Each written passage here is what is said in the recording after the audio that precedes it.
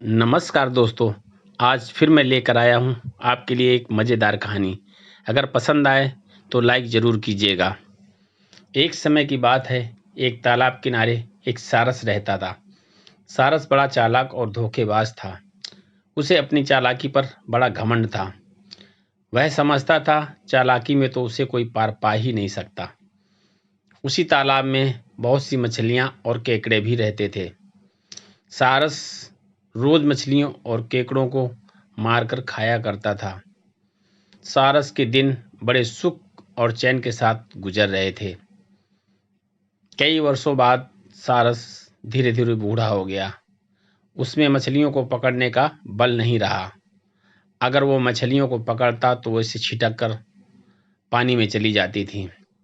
सारस तड़पता रहता था और उसे लगने लगा था अब उसकी जान ही चली जाएगी, क्योंकि रोज रोज भूखा रहने से तो जिंदा रहा नहीं जा सकता।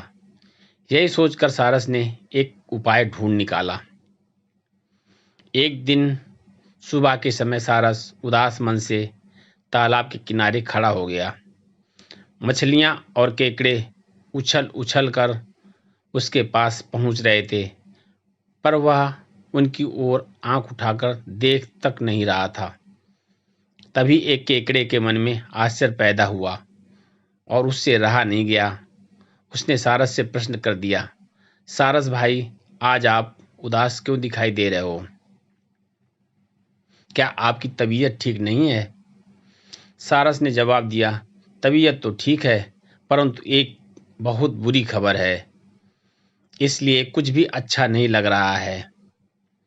केकड़े ने बड़े आश्चर्य से पूछा, कैसी बुरी खबर है?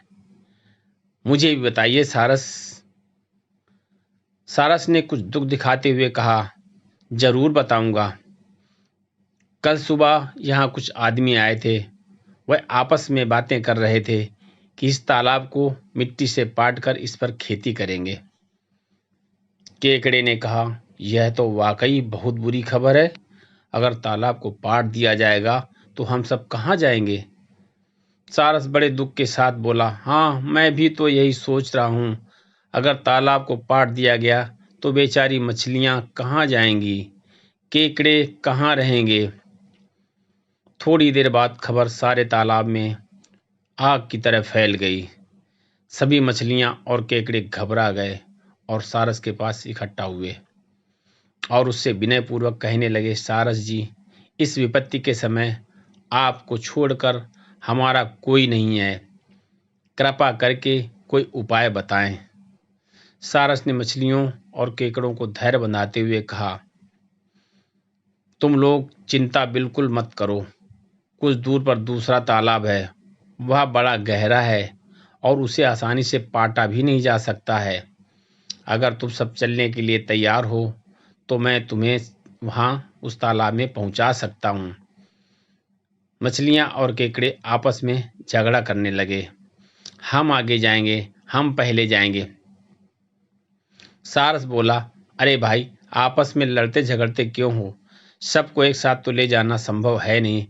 मैं बारी बारी से सबको पहुंचा दूंगा, पर मैं बूढ़ा हो गया हूँ।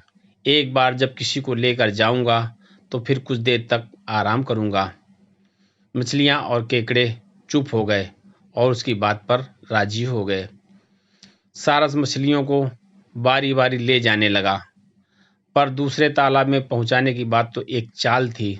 वह जब किसी मछली को लेकर जाता तो उसे चट्टान पर पटक कर मार देता और खा जाता। फिर कुछ देर तक आराम करता, उसके बाद फिर उड़कर आता और दूसरी मछली को लेकर जाता था और पहले वाली की तरह उसे भी मारकर खा जाता था। सारस इसी तरह बहुत ही मछलियों और केकड़ों को खा चुका था। तालाब में अब कुछ मछलियां और एक बूढ़ा केकड़ा रह गया था।